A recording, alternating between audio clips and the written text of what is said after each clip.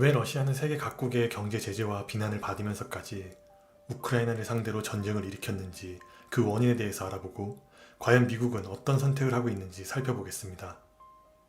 1991년 소련이 붕괴하면서 독립한 우크라이나는 오랜 시간 서쪽의 친유럽 세력과 동쪽의 친러시아 세력의 지역 갈등으로 많은 문제들이 발생하고 있었고, 러시아의 크림반도 병합이나 돈바스 전쟁 등으로 사실상 끊임없이 내부적으로는 러시아와 전쟁 중이었던 나라입니다. 오늘은 이런 문제들은 뒤로 하고 왜 지금 러시아가 전쟁을 일으켰는지, 미국은 어떤 행동을 하고 있는지 정도만 짧게 알아보겠습니다. 우선 북대서양 조약기구 나토의 설립부터 간단하게 알아봐야 하는데, 2차 세계대전이 독일의 패망과 함께 종료되고 패망국 독일을 연합국이 4분할 통치를 하게 됩니다. 시간이 흐르고 미 영프 연합국은 독일의 군정을 끝내고 총선을 통해 새로운 민주정부를 만들어주려 하지만 소련이 이를 반대하면서 대립이 시작되었고, 급기야 소련이 독일의 수도인 베를린을 봉쇄해버리는 사건까지 발생합니다. 당시 소련의 사회주의 사상은 무섭도록 팽창하고 있었고, 소련의 군사적 위협이 서방까지 확대되면서 위협을 느낀 서유럽 국가들은 군사적 동맹단체인 나토를 설립하게 되는 겁니다. 나토는 소련과 대립하기 위해 설립된 단체였지만 이후 소련이 몰락하고 난 이후에도 나토의 회원국들은 줄지 않고 점점 더 늘어나게 됩니다.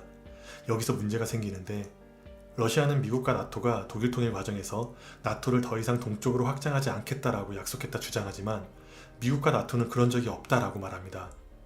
물론 공식적인 입장은 없었지만 당시 미국과 서독의 지도자들은 소련과 협상 과정에서 그런 언급을 했었고, 이를 통해 독일 통일이 소련의 양해를 얻어 진행될 수 있었다는 주장이 지배적이긴 합니다.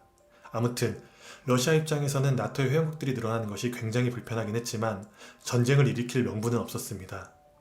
물론 우리가 흔히 발트 3국이라 부르고 있는 에스토니아, 라트비아, 리투아니아가 나토에 가입하면서 러시아가 강력하게 반발하기도 했지만 당시 러시아 상황이 너무 나쁘기도 했고, 나토 역시도 러시아에 대한 군사 대비 시 발트 3국은 러시아를 방어할 수 없다라고 생각을 하고 폴란드의 방어선을 구축하는 걸 기본으로 할 정도로 발트 3국은 너무나도 약소국이라 전쟁까지는 안 갔지만, 소련 붕괴 당시 러시아 다음으로 강력했던 우크라이나가 나토를 가입하겠다라고 선언을 해버리자 러시아 입장에선 발트 3국과는 비교할 수 없는 위협이 되기에 결국 우크라이나를 상대로 전쟁을 일으키고 맙니다.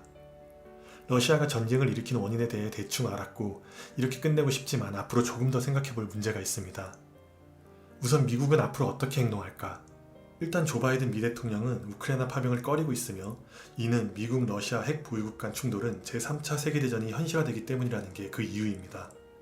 하지만 이 표면적인 이유와 다르게 영국 BBC 방송의 분석은 우크라이나는 미국의 동맹국도 이웃 나라도 아니고 석유 매장량이 많은 주요 무역 파트너가 아니라는 이유로 미국이 얻는 국가 안보의 이익은 적다고 판단을 내렸고 파병을 안 한다라고 전했습니다. 이러다 보니 미군 파병은 없다는 미국의 확고한 입장이 현재 러시아의 적극적인 행동을 유발하고 있으며 향후 대만을 향한 중국 정책에도 악용될 것이라고 지적하고 있습니다. 이렇게 보면 국제 정치는 철저하게 자국의 실익이 우선인 점을 다시 한번 깨닫게 됩니다. 러시아는 세계 3위의 석유 생산국이자 2위 수출국이며 유럽 전역에서 러시아산 천연가스를 사용하고 있습니다. 현재 전쟁 불안감으로 오일과 가스 가격은 무섭게 치솟고 있는 중입니다. 이 말인즉 누군가는 전쟁으로 고통받고 있을 때 지구 한쪽 누군가는 무기 팔고 석유 팔면서 돈을 벌고 있다는 생각에 조금 씁쓸해집니다. 오늘은 러시아가 우크라이나를 침공한 원인에 대해 대화할 정도로만 알아봤습니다. 내용이 마음에 들면 구독과 좋아요 부탁드립니다.